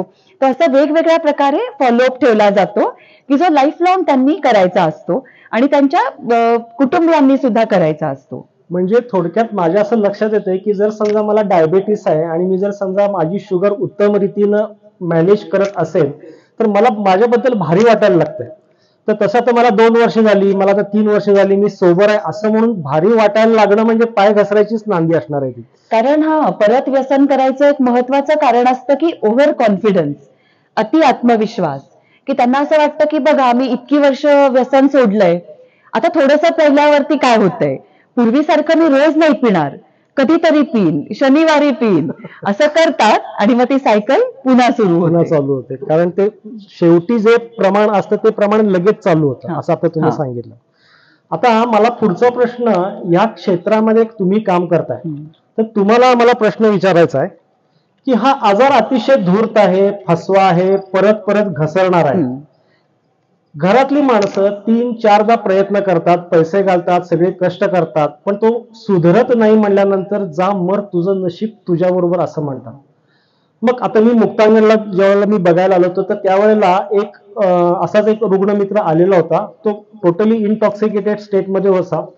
मला महेंद्रनी असं सांगितलं की याचा नुकताच पहिला वाढदिवस झालाय. पण मला यातनं 2 गोष्टी जाणवल्या की पहिला वाढदिवस झाल्यानंतर त्याची स्लीप झाली आणि ते जोरात स्लीप झाली. स्लीप होणं म्हणजे काय की परत प्यायला चालू करणं, असं या भाषेमध्ये स्लीप होणं असं म्हणतात.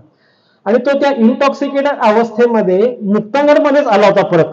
तो या सगळ्या काउन्सिलर्सना मिठी मारत होता वगैरे वगैरे होता. म्हणजे तो परत मदत मागायला आला होता, हे ठीक आहे. परंतु आपण एवढे सगळे कष्ट केलेला पेशंट ऐकतच नाही असं म्हटल्यानंतर तुमचं डोकं नाही फिरत? ह्या बाबतीत ना ते माझ्या आईचं क्रेडिट आहे. मी जेव्हा काम करायला सुरुवात केली आणि ते असं एक असतं की थोडासा एक राग असतो की ही लोक असं कसं व्यसन सोडत नाहीत वगैरे ना. तर असं झालं होतं की एक असाच रुग्ण मुंबईचा होता आणि तो पुन्हा प्यायला होता आणि तो आला होता, त्याची बायको त्याला घेऊन आली होती आणि तो खूप आरडाओरडा करत होता. असे पावसाळी दिवस होते, ती बिचारी कशी तरी त्याला घेऊन आली होती. तर मला एवढा असा चिडचिड होत होती. मी माझ्या आईला म्हटलं, काय हा माणूस आहे, एवढं कसं कळत नाही, इतकी ती छान बायको आहे, इतकी सोन्यासारखी मुलं आहेत आणि त्यांना बघून हा कसा सोडत नाहीये दारू. तर माझी आई इतकी शांतपणे मला म्हणाली, जे आपल्याला कळतंय ते त्याला पण कळतंय, पण ते कळूनही तो व्यसन सोडू शकत नाहीये. याचाच अर्थ तो नॉर्मल नाहीये, तो आजारी आहे, त्याला मदतीची गरज आहे. कळतंय पण वळत नाही, अशी त्याची अवस्था झालेली आहे आणि आपलं काम आहे की त्याला ही मदत करणं. कुटुंबीय हे भावनिकदृष्ट्या इन्व्हॉल्ड असतात, त्यामुळे ते इतका असा तटस्थ भूमिका ते घेऊ शकत नाहीत. ती आपल्याला घ्यायला लागते आणि त्यांना मदत करायला लागते. एक तर रुग्ण मला आठवतात, आईच्याच वेळेला ते होते, सखाराम त्यांचं फर्स्ट नेम होतं, आता ते नाहीये दुर्दैवानी. तर त्यांच्या त्या इतक्या वेळा ऍडमिशन झाल्या होत्या आणि तेव्हा मला आठवतंय की मी तेव्हा आईच्या खोलीत बसून ती कशी काउन्सिलिंग करते ते खूप अटेंड करायचे सुरुवातीला. तेव्हा तिने इतकं छान त्या रुग्णाच्या कुटुंबियांना समजावून सांगितलं होतं की ती म्हणाली होती की आपल्या घरातल्या समजा माणसाला दुर्दैवाने कॅन्सर झाला तर आपण असं नाही म्हणत की काय कॅन्सरच झालाय आता तो मरणारच आहे, कशाला त्याच्यावरती पैसे घालवा आणि कशाला त्याला उपचार करा. आपण त्याला उपचार करत राहतो. तसंच आहे की आपल्याला याला कधीपर्यंत उपचार करायचे, तर तो बरा होईपर्यंत करायचे. तर इतका तिचा पॉझिटिव्ह अप्रोच होता की आता तिला जाऊनही इतकी वर्ष झाली तरी अजूनही हा अप्रोच आमच्यामध्ये आहे. तर तिच्याकडनं मी हे सगळं मला शिकायला मिळालं आणि तेच आमच्या सगळ्या टीम मध्ये आलेलं आहे. याच्याकरता मात्र खरोखर हॅट्स ऑफ बरं का. कारण इथं आमचा अनुभव असा असतो की आम्ही मर राबून रात्री अपरात्री बघून त्या पेशंटला बळं केलेलं असतं आणि तो पेशंट घरी जातो आणि स्वतःच्या मूर्खपणामुळे गोळ्या सोडतो आणि पुन्हा पलटतो. मग त्यावेळेला खरोखर आम्ही डोक्याला हात लावतो. मग तसा तुम्हाला खरोखर हा कम्पॅशन फटीग येत नाही आणि त्याच्याकरता तुमचा हा जो काय ऍटिट्यूड आहे की जो तुम्हाला जात राहण्यास मदत करतो किंवा ऊर्जा देतो, तर त्याला खरोखर हॅट्स ऑफ.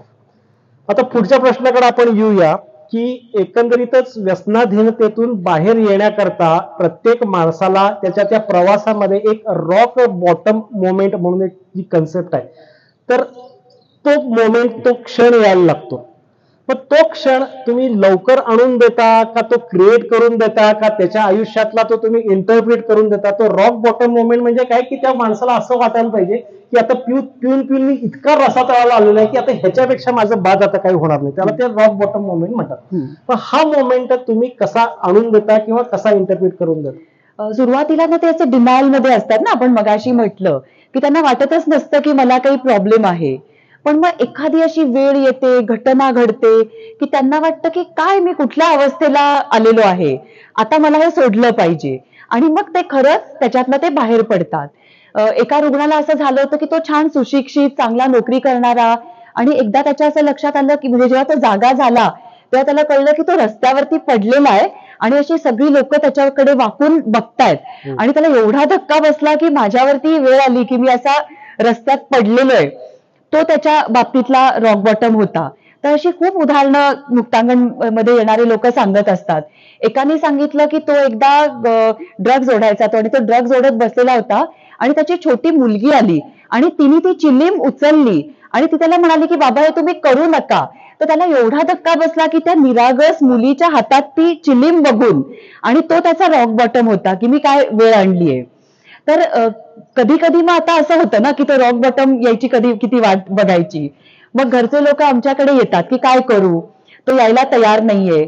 मग आम्ही त्यांच्याशी चर्चा करतो की काय करता येईल. तर मी असंच एक उदाहरण सांगते. अशीच एक पत्नी आमच्याकडे आली होती आणि ती सांगत होती की तो अजिबातच यायला तयार नाहीये. आणि मग आम्ही ऐकून घेतो ना की काय काय चाललेलं असतं त्यांचं. तर ती म्हणाली की तो रोज रात्री घरी येतो, प्रचंड प्यायलेला असतो आणि भानावरच नसतो, बूट पण काढत नाही, तिथे हॉलमध्ये तसाच त्या सोफ्यावरती तो झोपतो. आणि मग मी काय करायला लागतं मला की कसं बसं त्याचे बूट काढते, त्याला मुलांच्या मदतीने कसं बसं बेडरूम मध्ये घेऊन जायचे, झोपवते तिकडे त्याला. आणि मग सकाळी उठल्यानंतर मग माझी खूप चिडचिड होते आणि मग मला सारखं मी त्याला सगळं ऐकवते की बघ मला तुझ्यासाठी काय काय करायला लागलं. आणि त्याला तर तो सगळं तो विसरलेला असतो. तो म्हणतो हा तो काही पण सांगते ना, तो ब्लॅकआउट मध्ये असतात ते, त्यांना आठवत नाही बरेचदा सकाळी. तू काही पण सांगते आणि तू इतकी चिडते ना तुझ्यामुळेच मी पितो, असं वरती तो तिला सांगायचा. त्यामुळे ती खूप त्रासलेली होती. मग आम्ही तिला काय सुचवलं, आमची जी सहचरी मीटिंग असते तिथल्या काही सहचरींनी तिला ऍक्च्युली सुचवलं की त्या म्हणाल्या की बघा तू असं काहीच करू नको की त्याचे बूट काढू नको, त्याला आत पण घेऊन जाऊ नको, त्याला तिथेच झोपू दे, फक्त एक पांघरुण घाल त्याच्यावर आणि मग बघ कसं होतंय. त्या रात्री जेव्हा तो पिऊन आला आणि तिथेच तो झोपला, तिने बूट पण नाही काढले, त्याच्या अंगावरती एक पांघरुण घातलं. सकाळी जेव्हा तो उठला ना तेव्हा त्याला दिसलं की काय अवस्थेमध्ये मी झोपलेलो आहे, युरिन वगैरे पण पास करतात हे लोक आणि त्याच्यामध्ये.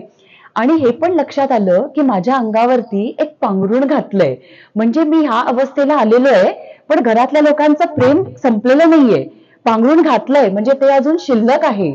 आणि तो त्या दिवशी जे जागा झाला ना, एकदम बदललेलाच माणूस होता तो. जे तिने एवढं लेक्चर देऊन चिडून ऐकलेलं नव्हतं ते या प्रसंगामुळे घडलं आणि तो माणूस ऍडमिट व्हायला तयार झाला आणि तो आला आमच्यापर्यंत. तर असं जेव्हा घरातल्या लोकांची चर्चा केली जाते, इतरांच्या अनुभवातनं त्यांना काही सूचना मिळतात आणि अशा प्रकारचा टर्निंग पॉइंट त्यांच्या आयुष्यामध्ये येऊ शकतो. वा. पण असं असं पण होतं की घरातले दोन सख्खे भाऊ अल्कोहोलनं जाऊन सुद्धा रॉक बॉटम आलेलं नाही, असं सुद्धा होऊ शकतं. पण आता हे तुम्ही जे उदाहरण सांगितलं ते फारच सुंदर उदाहरण सांगितलं. पण घरच्या लोकांच्या रिॲक्शन्स, त्यांचे काही पॅटर्न्स असतात. हे म्हणजे एकंदरीत घरातली एखादी व्यक्ती ज्या वेळेला व्यसनाधीन होते तर त्यावेळेला, आता तुम्ही सहचरीचं पण नाव काढलं, तर त्यांचे काय पॅटर्न असतात का, आणि सहचरीमध्ये तुम्ही त्यांच्या सहचरींना काय सांगता? खूप निगेटिव्ह पॅटर्न सुरुवातीला असतात घरातल्या लोकांचे. की एक तर पहिलं म्हणजे सुरुवातीला ते पण डिनायल मध्ये असतात की ते पण समर्थन करतात त्याच्या व्यसनाचं. आणि मग ते कधीतरी अशी वेळ येते की ते मान्य करतात की हा त्याला व्यसनाची समस्या आहे. आणि मग काय होतं, दोष देणं एकमेकांना सुरू होतं, कारण त्यांच्या मनात हा प्रश्न असतो की का तो असं करतोय. आणि ह्या प्रश्नाला तर काहीच उत्तर नसतं ना, की तो असं का वागतोय. मग त्याची जी आई असते ती सुनेला दोष देते, की तो लग्नाच्या आधी इतका प्यायचा नाही, तू त्याला खूप बोलतेस ना, तुझ्यामुळे तो पितो. पत्नी शांत असेल तर तू काही बोलत नाहीस ना, तुझ्यामुळे तो पितो. मग ती सासूला दोष देते, की तुम्हीच त्याचे खूप लाड केलेत आणि तो बिघडलाय, तुम्ही त्याच्यावर संस्कारच बरोबर नाही केले. किंवा कधी आई वडील एकमेकांना दोष देतात. तर हे कॉमनली दिसतं की घरातले लोक एकमेकांना दोष देतात. ही एक अतिशय चुकीची प्रतिक्रिया आहे. त्याच्यामुळे होतं काय, त्यांचंच एकमेकांचं जे नातं आहे ते खराब होतं, ते भांडत बसतात आणि ह्याला मग एक निमित्त मिळतं व्यसन वाढण्यासाठी. आणखीन एक प्रतिक्रिया असते की घरातले लोक खूप प्रचंड चिडतात आणि तो जेव्हा पिऊन येतो तेव्हा हे खूप चिडतात आणि तो भानावर नसतो, मग तो चिडतो, मग घरात खूप भांडणं होतात, मग काय मारहाण वगैरे काही पण होऊ शकतं. त्यामुळे आम्हाला घरातल्या लोकांना सांगायला लागतं या प्रतिक्रिया कशा बदलायच्या. एक अवघड गोष्ट आम्ही त्यांना सांगतो की तो जेव्हा व्यसन करून घरी येईल तेव्हा तुम्ही काही बोलू नका, शांत राहा. आणि आम्हाला घरातले लोक सांगतात की आपल्याला बोलायला जितकी शक्ती लागते ना त्याच्यापेक्षा जास्ती शक्ती गप्प बसायला लागते, खूप लागते, माझा पण अनुभव आहे तो. तर त्याच्यामुळे सहचरी जो आमचा सपोर्ट ग्रुप आहे पत्नींसाठी, तिथे आम्हाला हे सांगायला लागतं. किंवा ते जेव्हा चौकशीला येतात तेव्हा त्यांना सांगायला लागतं. किंवा अजून एक प्रतिक्रिया असते की त्याला ते कंट्रोल करायला बघतात, की बाहेर जाऊ द्यायचं नाही, पैसे काढून घ्यायचे, गाडीची किल्ली, किंवा स्वतः उपास तपास करत बसायचं, इमोशनल ब्लॅकमेलिंग, धमक्या द्यायच्या.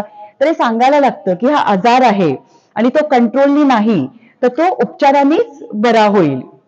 मी मगाशी जे म्हटलं ना की मुक्तांगणचा व्यसन सोडण्याचं प्रमाण जास्ती आहे फ्रान्सपेक्षा, त्याचं कारण असं आहे की आपल्याला ज्या पद्धतीचा कुटुंबियांचा सपोर्ट मिळतो तसा फ्रान्समध्ये नाहीये, त्यांच्या संस्कृतीतच एवढं नाहीये कुटुंब व्यवस्था वगैरे.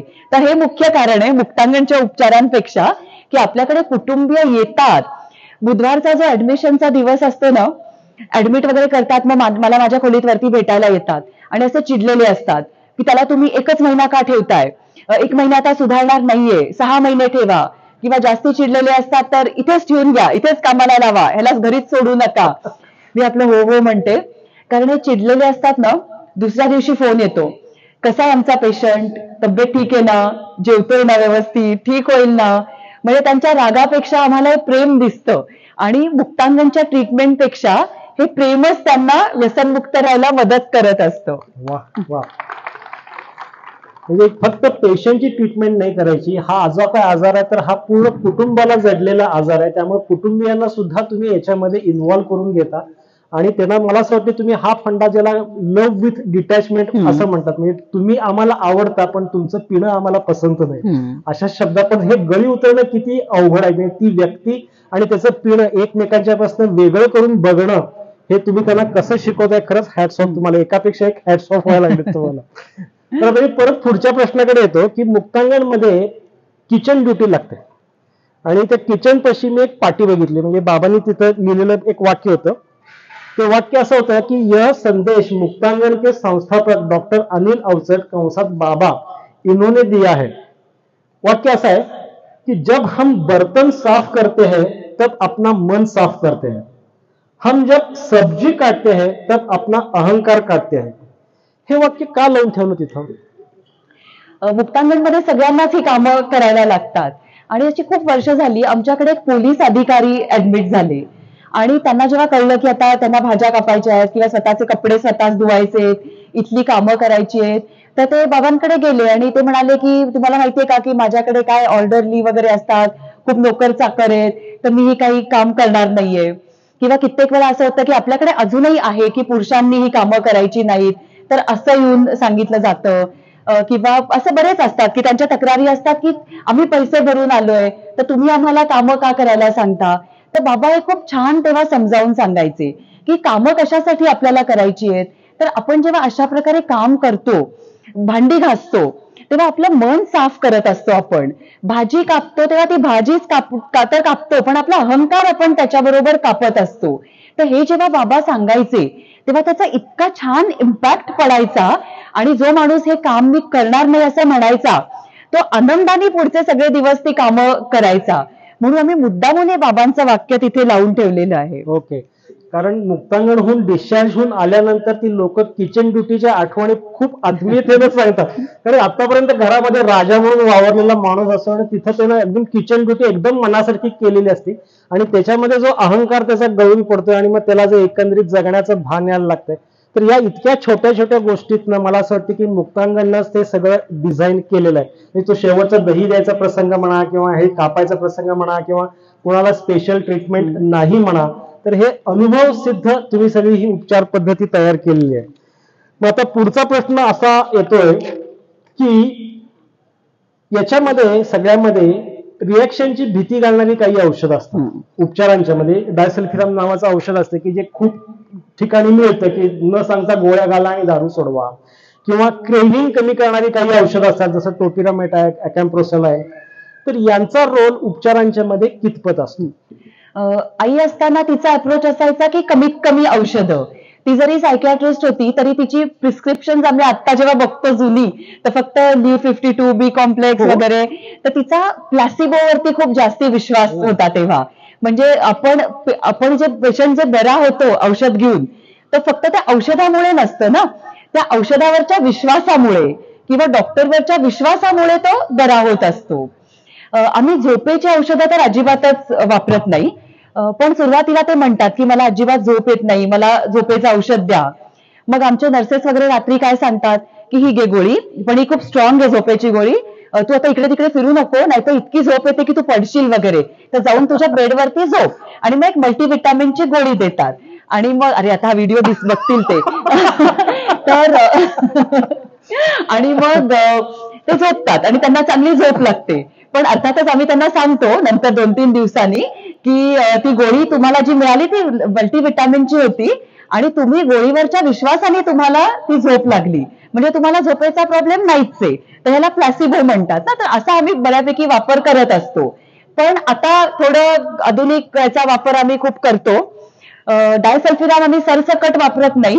जे अगदी खूप वेळा 4-5 ऍडमिशन झाल्यात आणि तरी त्यांना थांबता येत नाही त्यांनाच वापरतो. पण त्यांच्या मनाविरुद्ध नाही वापरत. व्यवस्थित अंडरटेकिंग घेऊन त्यांना नीट सगळं समजावून सांगून त्यांना हे करतो. किंवा अँटी क्रेव्हिंग औषधं सुद्धा आता आम्ही वापरतो आणि त्यांना हे सांगतो की रिकव्हरी रेट आपल्याला चांगला करायचा आहे आणि औषधं तुम्ही व्यवस्थित घेतलीत तर तुमचं व्यसनमुक्त राहण्याची शक्यता ही खूप जास्ती वाढते. त्यामुळे आता आम्ही थोडाफार भर औषधांवरती देत आहे. आता ह्याच्यामध्ये अजून एक प्रश्न असा येतोय की कुठल्याही व्यसनाधीन पेशंटनं व्यसन थांबवल्यानंतर त्याला खूप जोरात विड्रॉवल येतं. त्याला आपण त्याच्या ट्रीटमेंटला आपण डिटॉक्सिफिकेशन असं म्हणतो आणि मग नंतर डी ॲडिक्शनचा म्हणजे व्यसनमुक्तीचा समजावून सांगायचा पार्ट तो नंतर चालू होतो. तर तसं मुक्तांगणमध्ये तुम्ही विड्रॉवल स्टेट मधल्या पेशंट्सना ऍडमिट करून घेता का? घेतो. कारण काही वेळा खूपच जास्त सिव्हिअर प्रॉब्लेम असेल, अति अशक्तपणा किंवा खूप जास्ती शुगर वाढली आहे, ब्लड प्रेशर खूप वाढलंय, असं काहीतरी शारीरिक प्रॉब्लेम असतो, तर मग अशा वेळेला त्यांना सांगतो की बाहेर डिटॉक्सिफिकेशन करा, म्हणजे कुठेतरी हॉस्पिटलमध्ये ऍडमिट होऊन या, खूप टोकाचं असेल तर. नाहीतर मग मुक्तांगणमध्ये ते केलं जातं. आणि मग इथे औषधांबरोबर त्यांना धीर देणं, त्यांची सेवा करणं. आणि मला ना खूप आमच्या स्टाफशी, म्हणजे आज ह्या स्टेजवरती मला बोलावलं जातं, मी फक्त एक मुक्तांगणच्या एक काय म्हणतो एक चेहरा आहे असं म्हणायला हरकत नाही. माझी जी टीम आहे, खरा हॅट्स ऑफ त्यांना आहे, मी तो पोचवते. आणि त्यांना ते ज्या पद्धतीने काम करत असतात की त्यांची सेवा करणं, डायपर बदलणं, त्यांना साफ करणं, अंघोळ घालणं, भरवणं, हे अजिबात सोपं नाहीये की जे मी नाही करू शकत, जे ते करत असतात. आणि ह्याचा त्यांना खूप जास्ती एक उपयोग होतो की ते सांगतात नंतर की आमच्या घरच्यांनी पण सेवा केली नाही तशी सेवा मला मुक्तांगणमध्ये केली, आणि याचे काही चार्जेस वगैरे असं काही नाही. अतिशय प्रेमाने हे सगळं केलं जातं. वा. तर त्याचबरोबरीनं आज माझ्याकडे याच्यामध्ये जवळपास एक 10 प्रश्न एकाच अर्थाचे आलेत. तर त्याच्यामध्ये असा त्यांनी प्रश्न विचारलेला आहे की आजकाल खूपसे पालक ते काय घरामध्ये रुटीन पार्ट्या असतात किंवा एन्जॉयमेंटच्या कल्पनेमध्ये आता ती दारू हा अविर्भाज्य भाग झालेला आहे. तर खूपदा पालक आपल्या मुलांची 18 वर्ष पूर्ण झाल्यानंतर असं म्हणतात की तू बाहेर जाऊन चुकीचं शिकण्यापेक्षा जे योग्य ते मी तुला शिकवतो, माझ्याबरोबर बस. तर हे किती योग्य, हे किती अयोग्य? मला हे अतिशय अयोग्य वाटतं. हे खूप वेळा पालक असं सांगतात, अभिमानाने सांगतात, की मी मुलाला सांगितलं की बाहेर पिऊ नको, ये माझ्याच बरोबर पी वगैरे. पण ते काही मला बरोबर वाटत नाही. आपल्याला समजा तो जो वडील असेल किंवा पालक असेल तो सोशल ड्रिंकर राहिला, पण आपल्याला माहिती नाहीये की मुलाच्या बाबतीत काय होणार आहे. तो पुढे अल्कोहोलिक होऊ शकतो. जागतिक आरोग्य संघटनेतर्फे हे स्टडीज, हे अभ्यास नेहमी केले जातात की कधीतरी पिणाऱ्या लोकांमधून अल्कोहोलिक, दारुडे किती बनतात. तर मला आठवतं पहिला जो स्टडी होता तो 1998 सालचा वगैरे होता आणि तेव्हा त्यांनी असं दाखवलं होतं की 100 कधीतरी पिणारे असतील तर 3 लोक अल्कोहोलिक बनतात, म्हणजे 3% ते प्रमाण होतं. अगदी म्हणजे तो ग्राफ आहे हा, की कसं कसं कसं कसं ते वाढत गेलं, मग ते 13% आलं. मग कोविड नंतरचं त्यांचं प्रेडिक्शन असं आहे, आता हे 25% येणार आहे, की 100 कधीतरी पिणाऱ्यातले 25 लोक पुढे अल्कोहोलिक बनू शकतात. तर हे खूप सिरियस आहे आणि जागतिक आरोग्य संघटनाच सांगते की कधीतरी पिणं हे सुद्धा धोक्याचं आहे, ते सुद्धा तुम्ही करू नका. पालक आणि मुलं जेव्हा एकत्र पितात तेव्हा मुलांच्या मनात काय येतं की पालक पितात म्हणजे काय हरकत नाहीये. प्रतिष्ठा येते मुलांच्या मनात, ग्लॅमर येतं, सोशल ऍक्सेप्टन्स येतो की जे खूप घातक आहे. त्यामुळे असं म्हणणाऱ्या पालकांना मी सांगते की नाही, हे कृपया तुम्ही, खरं तर तुम्ही पण पिऊ नका, पण असं मुलांसमोर वगैरे तर करू नकाच. बरोबर. मग आता यालाच जोडून मी पुढचा प्रश्न घेतो की यांचं म्हणणं असतं की आम्ही कधीतरी पितो किंवा आम्ही सोशल ड्रिंकिंग म्हणून पितो. तसंच हे स्क्रीनच्या बाबतीमध्ये सुद्धा सेम सिच्युएशन लागू होते. स्क्रीन ऍडिक्शन वाले मंडळी सुद्धा म्हणतात की नाही, आम्हाला ते वापरायलाच लागतं म्हणून आम्ही बघतो. तर मग इथं यात आता मी थोडंसं अल्कोहोल कडनं स्क्रीन कडे येतो. तर हे स्क्रीन ऍडिक्शन, इंटरनेट ऍडिक्शन, याच्यामध्ये योग्य वापर कुठला, अति वापर कुठला, का त्याचं व्यसन लागलंय कसं, तर हे कसं ओळखायचं? हा, आम्ही नेहमी ना सगळ्यांना या किंवा आम्हाला पालक सभांना शाळेत बोलवतात किंवा मुलं विचारत असतात तर 3 शब्द सांगतो की यूज, मिसयूज आणि अब्यूज. वापर, गैरवापर आणि व्यसन. आपल्या सगळ्यांनाच फोन लागतो ना. मी तुम्हाला असं नाही, मी तुम्हाला हे नक्की सांगते की दारू पिऊ नका, पण मी हे नाही सांगू शकत की स्क्रीनचा वापर करू नका. तर आपण काय सांगतो की आपल्याला आधी ठरवा की कशा कशासाठी फोन लागतो. की एक तर संवाद साधण्यासाठी, आपली बरीचशी कामं पण असतात आजकाल, शॉपिंग वगैरे पण आपण करतो, मनोरंजनासाठी लागतो, मुलांना काही शिकण्यासाठी, थोडा रिसर्च करण्यासाठी. तर ते आपण नीट आधी बघायचंय की कशा कशासाठी लागतो आणि मग तो वापर करायचा आहे. त्याच्यापेक्षा जास्ती आपण वापरायचं नाहीये.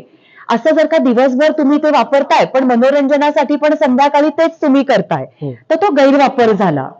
याचे सुद्धा शारीरिक दुष्परिणाम आहेत. आपण स्क्रीनकडे बघतो, प्रकाशाच्या सोर्सकडे बघतो, म्हणजे आपल्या डोळ्यांना त्रास.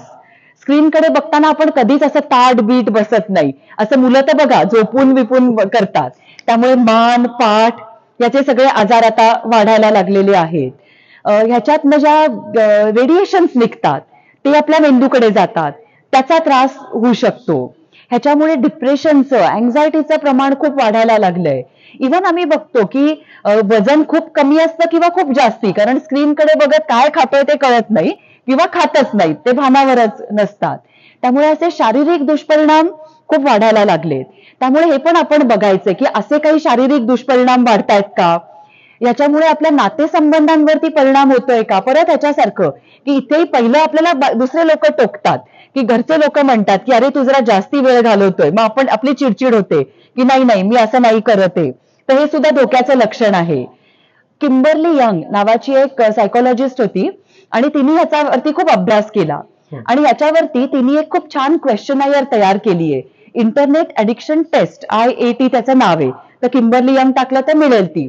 आणि 20 प्रश्न आहेत, ते आपण रेट करायचे आणि त्याच्यावरनं आपल्याला क्लिअर कळतं की आपण यूज करतोय, मिसयूज करतोय का अब्यूज करतोय. खूप लोक जेव्हा हे करतात ना, नंतर मला फोन येतो किंवा मेसेज येतो की अरे बापरे, मला वाटायचं की मी यूजवर आहे, पण आता कळलं की क्वेश्चनर केल्यावर की मिसयूजवर आहे. घाबरतो आपण ते केल्यावर. तर हे आपल्याला आपलं एक विवेक बुद्धी म्हणतो ना, त्याचा वापर करायचा आहे. आणि पालक जेव्हा आमच्याकडे येतात की काय करायचं, मुलं ऐकत नाहीयेत, तर पहिला सल्ला असतो की मुलांना सांगायच्या आधी आपण आपला स्क्रीन टाइम कमी करायचा आहे. मुलं आपल्या वागण्याकडे बघून शिकतात. मुलांकडे एक दैवी देणगी असते की आपण जेव्हा पालक लेक्चर देतो तेव्हा ते कान बंद करू शकतात, आपण डोळे बंद करतो तसं. त्यामुळे आपल्या वागण्यात बदल करायचा आहे. बरोबर. मग याच्यासाठी टिप्स काही? की आम्ही नेहमी सांगतो घरातल्या लोकांना की नियम करा फोन वापराचे किंवा स्क्रीन वापराचे. आणि ते अर्थातच फॅमिलीनी एकत्र बसून ते नियम करायचे, लादायचे नाहीयेत मुलांवर. हे सगळ्या परिवारासाठी असतात. एक नियम म्हणजे स्क्रीन टाइम ठरवा की कुठल्या कुठल्या वेळात आपण करणार, आणि रात्रीची एक वेळ ठरवा की ह्या वेळेनंतर सगळ्यांचा स्क्रीन टाइम बंद. आजकाल झोपेच्या आजारांचं जे प्रमाण वाढतंय त्याचं पण हे कारण आहे की स्क्रीनकडे, त्यामुळे मेंदूला संदेशच मिळत नाही रात्र झाल्याचा.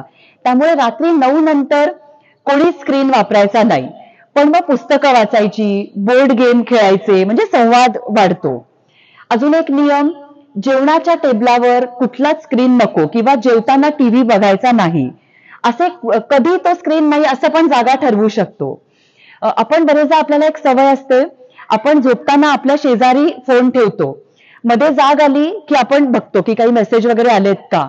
परत मेंदूला काय म्हणतो संदेश जातो की सकाळ झालीये ना स्क्रीनकडे बघितल्यामुळे. किंवा परत रात्री आपण बघतो त्यामुळे डोळ्यांवरती त्याचा परिणाम होतो. त्यामुळे फोन लांब ठेवायचा, गजर असेल तरी लांब ठेवायचा, म्हणजे मग जाग आपण उठून तो बंद पण करतो ना, नाहीतर आपण तो तसाच बंद करत राहतो. असं सगळ्यांनी मिळून घरात नियम ठरवायचे आणि मग ते सगळ्यांनी पाळायचे, म्हणजे आपोआपच पूर्ण फॅमिलीचा स्क्रीन टाइम कमी होतो. वा. आता तुम्ही हे नियम सांगितलेत ना, तर ते तुमचा एक आवडता टॉपिक आहे, भांडणाचे नियम. तर ते रुग्ण मित्र आणि सहचरी यांना तुम्ही हे भांडणाचे नियम आवर्जून सांगताय. तर आज आपल्या श्रोत्यांच्या करता सुद्धा हे भांडणाचे नियम अवश्य सांगा. येस, मी मगाशीच आमच्या रुग्ण मित्रांना सांगितले, पण मला ते आवडतात सांगायला.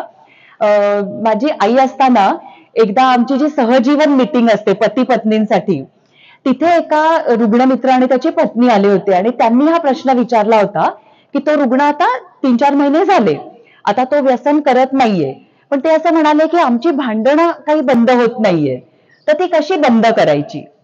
तर माझी आई म्हणाली की भांडणं तर बंद करता येणार नाहीत ना, घरात तर होतातच भांडणं, तर ती कमी करण्यासाठी तुम्ही काही भांडणाचे नियम करू शकता. तेव्हा तिने त्यांना असं विचारलं की एखादं मला उदाहरण सांगा, भांडण कशावरनं झालं. तर तो नवरा त्यातला म्हणाला की आता एक नुकतंच असं भांडण झालं की तिने माझी नावडीची न आवडती भाजी केली होती आणि मग ती मागच्या पण आठवड्यात केली होती, त्यामुळे मला खूप राग आला आणि मी खूप चिडलो की काय माझी नावडती तू भाजी केलीस, त्याच्यामुळे आम्ही भांडलो. मग त्यांना आईने विचारलं की तुम्ही ह्याच विषयावर बोललात का अजून काहीतरी बोललात. मग ते म्हणाले नाही, आमचे खूप विषय बदलले. मग तो तिला म्हणाला की तुझी माहेरची लोक कशी आहेत हे शिकवलं का. मग ती त्याला म्हणाली की तुमच्याच घरच्या लोकांना काही पद्धत नाहीये, ते होतं ना नेहमी की माहेर सासर येतं. मग जुने जुने विषय निघाले की लग्नातच कसं झालं होतं, मानपान बरोबर केला नव्हता तुम्ही, आणि लग्न होऊन किती 10-15 वर्ष झाली होती. मग आईनी त्यांना सांगितलं भांडणाचा पहिला नियम, विषय बदलायचा नाही. ज्या विषयावर भांडण सुरू झालं त्याच विषयावर भांडायचं. दुसरा नियम, भांडणाला टाइम लिमिट पाहिजे, अर्धा तासाचं. अर्धा तास झाला की गप्प बसायचं. आणि खरं तर काय होतं माहितीये, हा विषय बदलायचा नाही हा नियम आला ना की तो टाइम लिमिट आपोआप येतो. काय बोलणार अर्धा तास एकाच विषयावरती ना, त्यामुळे तो टाइम लिमिट आपोआप होतो. अजून एक नियम की दुसऱ्यांसमोर भांडायचं नाही. विशेषतः पती पत्नीची भांडणं असतील ना तर मुलांसमोर भांडायचं नाही. मुलांना खूप असुरक्षित वाटतं, किंवा इतरांसमोर भांडायचं नाही, नाहीतर ते अपमान वाटतो. अजून एक नियम की एक जण घरातला जर का दमलाय, बरं नाहीये म्हणून त्याची चिडचिड होत असेल तर दुसऱ्याने गप्प बसायला काही हरकत नाही. तिथे इगो प्रॉब्लेम करायचा नाही, समजून घ्यायचं की तो चिडलाय ना असं असं कारण असेल. तर असे खूप आमचे भांडणाचे नियम आहेत आणि ते पाळले तर भांडणं टोकाला जात नाही, उलट त्या भांडणाचा गोडवा आपल्याला अनुभवता येतो. वा. मुक्ताताई, तुम्ही इतकं छान बोलताय की ही मुलाखत संपूच नये असं वाटतं, परंतु संयोजकांनी मला 9चं टायमिंग दिलं होतं. परंतु एक काम करूया, मंत्रमुग्ध झालेली सभा आहे, आपण सभेकडनं फक्त 3 प्रश्न घेऊया. कोणाला प्रश्न विचारायचे असतील तर त्यांनी हात वरती करावा आणि जागेवरती उभारून मुक्ताताईंना प्रश्न विचारावा. 3 प्रश्न घेऊ आपण. आता एक प्रश्न आलाय, मुक्तांगणमध्ये पेशंट ऍडमिट साठी तसेच पेशंट पूर्ण बरा होण्यासाठी किती खर्च येतो. 1 महिना आम्ही ऍडमिट करून घेतो आणि त्याची 23,000 रुपये फी असते. पण त्यातले बरेचसे लोक असे असतात, जवळजवळ 20% असे असतात की जे पूर्णपणे फ्री असतात. अजून थोडे असतात की ज्यांना पूर्ण भरता येत नाही, ते म्हणतात आम्ही अर्धेच भरू, तर ते तसे असतात. पण जनरल जी फी असते ती 23,000 रुपयाची असते. त्याच्यात पूर्ण त्यांचं राहणं, जेवण, औषधं हे सगळं त्याच्यामध्ये केलं जातं. आणि शिवाय 1 महिना घरच्या लोकांना सुटका पण मिळते. अजून काही प्रश्न?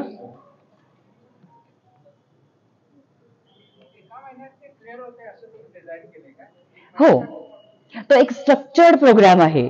त्यामुळे आम्ही पूर्ण असंच बघितलं की त्यांना 1 महिना पूर्ण व्यसन कसं सोडायचं, इच्छा झाली तर काय करायचं, हे त्यांना सगळं कळेल. परत औषधोपचार 1 महिना होतो, काउन्सिलिंग त्यांना दिलं जातं आणि मग नंतर फॉलोअप पण त्यांनी ठेवायचा असतो. आम्ही तर सांगतो की 1 महिना ही उपचारांची सुरुवात आहे, कारण ते सुरक्षित वातावरणात आहेत. तर घरी गेल्यानंतर पण उपचार सुरू ठेवा फॉलोअपच्या माध्यमातून. मुक्तांगणमध्ये स्मगल करून काही आत येतं? आमची सिक्युरिटी एवढी टाईट, आज माझ्याबरोबर आमचे सिक्युरिटीचे हेड पण आलेत, कुठे बसलेत, हा मागे उभे आहेत ते, तर ते पण आलेत. तर ते म्हणजे एवढे जागरूक असतात की असं काही करताच येत नाही, पूर्ण सगळं तपासलं जातं. आणि लोक एवढे हुशार असतात, कशा कशात ते लपून आणलेलं असतं, बुटांमध्ये, एकाने तर लाडू मध्ये घालून आणली होती तंबाखू, चिवड्यामध्ये, त्यामुळे ते सगळं काढून बघायला लागतं त्यांना. आणि मग ते फोटो काढून सगळे आम्हाला पाठवतात आमच्या मुक्तांगणच्या ग्रुपवरती. आणि खरंच म्हणजे कमाल आहे ज्या पद्धतीने आणतात. मुक्तांगणला कसं आहे की दार एकच आहे, जरी आत पूर्ण ते मोकळं असलं तरी, त्यामुळे कधीतरी ते प्रयत्न वगैरे करतात, पण शक्यता कमी असते. कारण हे पण आमचे कॅमेरे वगैरे पण सगळीकडे असतात, नाईट ड्युटी स्टाफ असतो, सिक्युरिटी असतं, त्यामुळे शक्यता खूप कमी असते. हा ते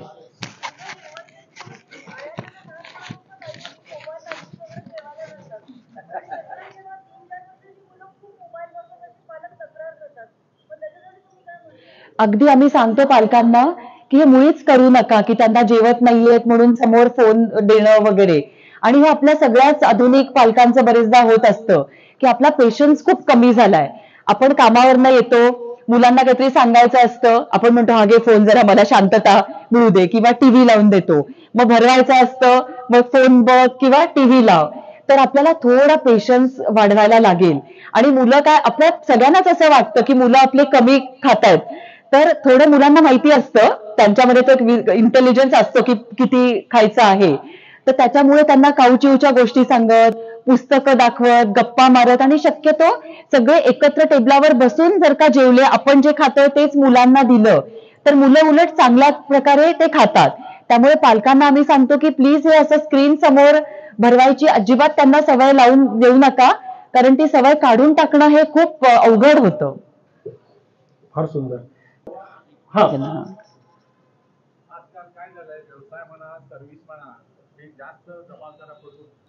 हो हो, आमच्याकडे सकाळी योगानेच दिवसाची सुरुवात होते. आमच्याकडे मेडिटेशन शिकवायला एक येतात जण. नंतर आमच्याकडे एक्सरसाइज असतात, जिम्नॅशियम आहे. आम्ही व्यायामाला खूप महत्व देतो, म्हणजे मानसिक आणि शारीरिक दोन्ही स्वास्थ्यासाठी या सगळ्या गोष्टी वापरल्या जातात.